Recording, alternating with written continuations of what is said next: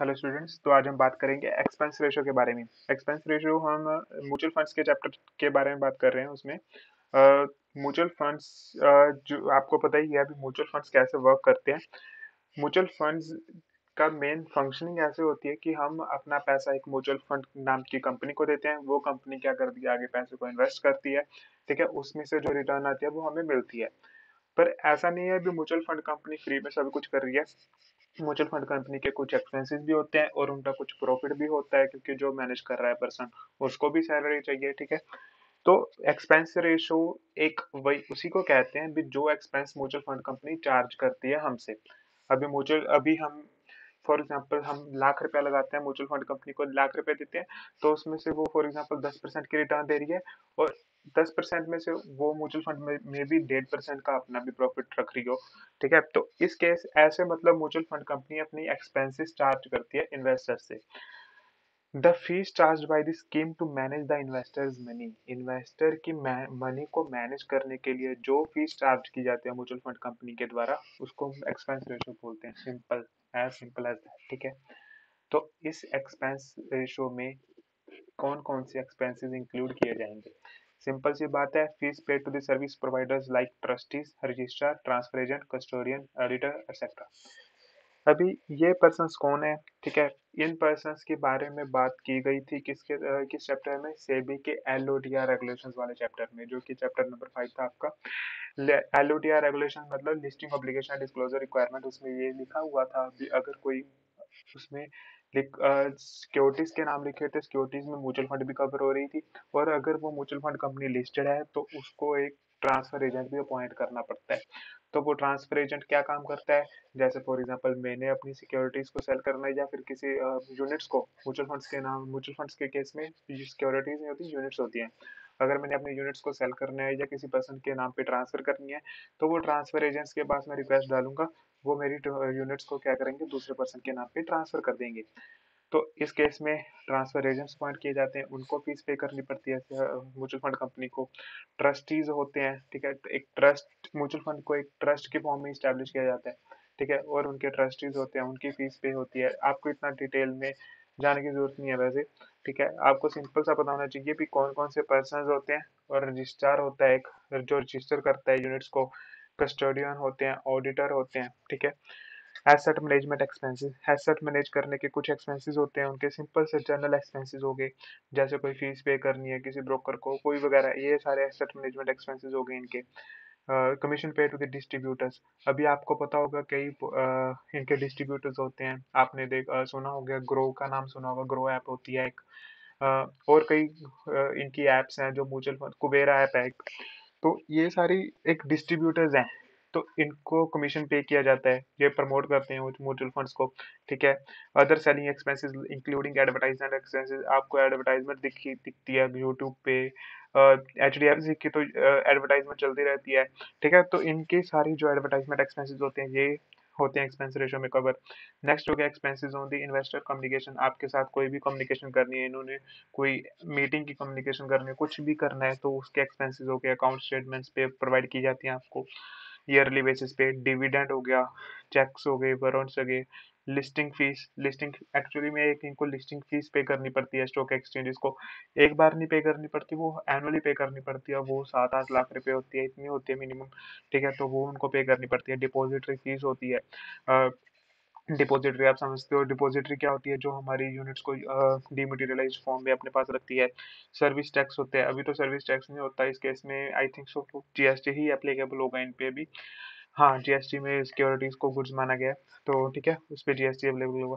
ये सारी जो फीस कवर होती है ये किससे वसूल की जाएगी? ऑब्वियसली म्यूचुअल फंड कंपनी अपने अपने पैसे तो, उनके पास तो अपने पर्सनल पैसे थोड़ा ना यूज करेगी, वो आपके पैसे यूज करेगी, क्योंकि वो काम भी आपके लिए ही कर रही है।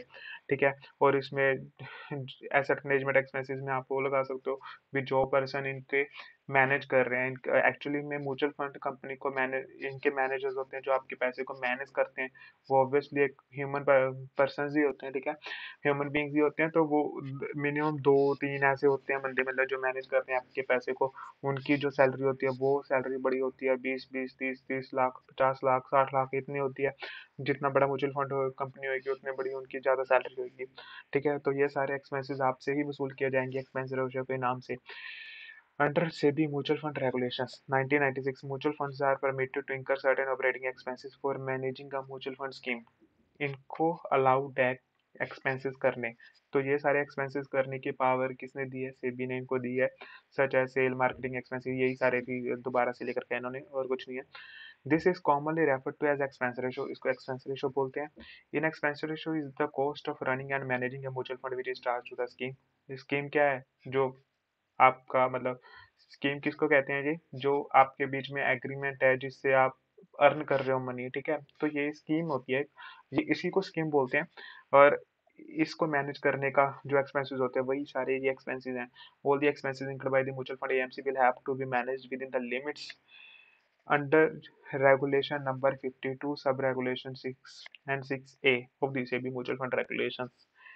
अभी ऐसे नहीं है, अभी आपने फॉर एग्जांपल 1 लाख रुपया दिया म्यूचुअल फंड कंपनी और उन्होंने 1 लाख का खर्चा कर दिया ठीक है, आपके लिए कुछ नहीं बचा है, ये ऐसे नहीं हो सकता, ठीक है। इनको एक लिमिट दी हुई है, अभी इसके अंदर है कि आप एक्सपेंस कर सकते हो। अगर इससे ज्यादा एक्सपेंसेस करते हो आप, तो म्यूचुअल फंड कंपनी को खुद अपने पैसों से उसको बियर करना पड़ेगा, ठीक है। तो ये एक लिमिट लगाई हुई है, ये सबसे ज्यादा बेनिफिशियल है ये चीज इन्वेस्टर्स के पॉइंट ऑफ व्यू से। The expense ratio is calculated as a percentage of the schemes average net asset value. इनकी जो नेट एसेट वैल्यू होती है उसके ऊपर चार्ज की जाती है। नेट एसेट वैल्यू का मतलब क्या होता है? नेट एसेट वैल्यू का मतलब जो इनके पास टोटल जितने के एसेट्स हैं, मतलब एक स्कीम के अंदर जितने के भी पैसे, उनकी वैल्यू कितनी है, ठीक है, उसको नेट एसेट वैल्यू बोलते हैं। जैसे फॉर एग्जांपल एक स्कीम है, एक्चुअली म्यूचुअल फंड्स की कई सारी स्कीम्स होती हैं, जैसे इनके ब्लू चिप स्कीम होगी एक, और एक टेक्नोलॉजी ग्रोथ स्कीम होगी। तो ये क्या करते हैं ब्लू चिप में, जैसे ब्लू चिप कंपनीज में इसमें इन्वेस्ट करते हैं। टेक्नोलॉजी ग्रोथ फंड में क्या करते हैं ये टेक्नोलॉजी, जिन आईटी कंपनीज में इन्वेस्ट करते हैं। तो ये सारी अलग अलग स्कीम्स होती हैं, ठीक है। और एक स्कीम में, जैसे फॉर एग्जांपल इनमें एक स्कीम में इनके पास 50 करोड़ रुपए इकट्ठे हो गए और इन्होंने 50 करोड़ रुपए इन्वेस्ट कर दिया, और 50 करोड़ के 55 करोड़ उसकी आज की मार्केट वैल्यू है, तो उसको एनएवी, उसकी नेट एसेट वैल्यू क्या होगी? 55 करोड़ रुपीज, ठीक है। तो नेट एसेट वैल्यू पर उसको चार्ज किया जाता है एक्सपेंस रेशो को, ठीक है। जितने 55 करोड़ होएगा उसके ऊपर उसको चार्ज किया जाएगा, उसकी कुछ परसेंटेज एक्सपेंस रेशो की फॉर्म में बन जाएगी। The daily NAV of the mutual fund is disclosed after deducting the expenses. जो डेली एनएवी होती है, एक्चुअली एनएवी डेली चेंज होती रहती है, ऑब्वियसली मार्केट रेट्स के हिसाब से चेंज होती रहती है, ठीक है। और मार्केट जो डेली एनएवी होगी उसमें आपके जो एक्सपेंसेस होंगे उस देर तक के कट ऑलरेडी माइनस हो चुके होते हैं, ऑलरेडी सब्ट्रैक्ट हो चुके होते हैं, ठीक है। Thus the TER has a direct bearing on the scheme's NAV। जो एक्सपेंस रेशियो है उसका स्कीम के एनएवी के साथ सीधा डायरेक्ट लिंक होता है, ठीक है। और जितनी ज्यादा एक्सपेंस रेशियो होगी उतनी कम एनएवी होगी, और जितनी ज्यादा, ठीक है, इनमें इनवर्स रिलेशन है, क्योंकि आप समझ सकते हो अगर एनएवी एक्सपेंस रेशियो ज्यादा होगी, मतलब एक्सपेंसेस ज्यादा अलाउड होंगे, तो आपकी एनएवी कम रहेगी। क्यों रहेगी? क्योंकि उसमें से ज्यादा एक्सपेंसेस माइनस हो चुके हैं, अगर एनएवी कम, एक्सपेंस रेशियो कम है, तो एनएवी आपकी उस केस में ज्यादा होगी। अभी ऐसे नहीं है ये, मतलब इनकी लिमिट्स हैं जो, ठीक है, वो पहले डिस्क्राइब की हुई थी आपके स्टडी मटेरियल में, पर अभी इसमें से हटा दिया, तो मैंने आपके लिए अलग से वो यहाँ पे लगा रखी है। तो इसमें जो इनकी अपडेटेड है आज की डेट की, वो ये एक्सपेंस रेशियो अलाउड है इनको। जैसे for on the first 500 crore rupees of the daily net asset 2.25%, NAV का 2.25% चार्ज कर सकते हैं फर्स्ट 500 करोड़ के लिए। और अगर वो इक्विटी ओरिएंटेड स्कीम नहीं है तो उस केस में 2.00%, ठीक है। अदर देन इक्विटी ओरिएंटेड मतलब जिसमें इक्विटी के अंदर पैसा नहीं लग रहा, ठीक है, जैसे डेट्स में पैसा लग रहा है, तो उस केस में ये 2% तक चार्ज कर सकते हैं for the first 500 crore rupees के लिए। नेक्स्ट क्या है? On the next 250 crore rupees, next 250 crore के लिए वो 2% चार्ज कर सकते हैं, 1.75% चार्ज कर सकते हैं। तो ये ऐसे मतलब पूरी लिमिट्स दी हुई हैं, ठीक है। ये आप इसको वैसे याद करने की जरूरत नहीं है, एक मैंने आपको बता दिया है ये पहले, मतलब डिस्क्राइब की हुई थी आपकी बुक में, पर अभी इसको हटा दिया है। और एक और बात जो इसमें नहीं लिखी हुई, पहले वो लिखी हुई थी इसके इसमें ये था भी, अगर आपको पता है 3 टीयर्स में सिटी को डिवाइड किया हुआ है हमारे इंडिया में। टीयर 1, टीयर 2, टीयर 3 सिटीज होती हैं, ठीक है। 3 टाइप की सिटीज होती हैं। टीयर 1 में कौन सी सिटीज आती हैं? जो बड़ी बड़ी सिटीज होती हैं। टीयर 2 और टीयर 3 में स्मॉल, मीडियम और स्मॉल सिटीज आती हैं।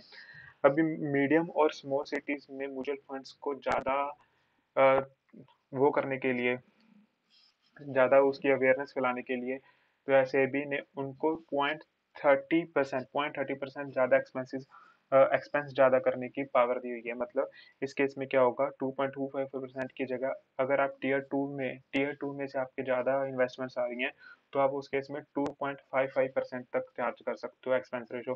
क्योंकि इससे सेबी क्या करना चाहती है, ज्यादा अवेयरनेस फैलाना चाहती है लोगों में भी, ज्यादा से ज्यादा एडवर्टाइजमेंट हो सके, और टीयर 2 टीयर 3 सिटीज से भी इन्वेस्टमेंट आ सके, जिससे कि हमारी इकोनॉमी की रैपिड ग्रोथ होगी।